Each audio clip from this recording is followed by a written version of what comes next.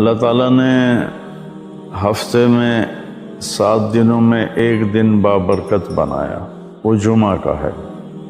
اس میں ایک گھڑی دعا کی قبولیت کی ہے، وہ چھپی ہوئی ہے۔ اس گھڑی میں جس خوش نصیب کو ہاتھ اٹھانے کی دولت مل جائے وہ دعا فوراً قبول ہوتی ہے، وہ سیدھی عرشوں پر جاتی ہے۔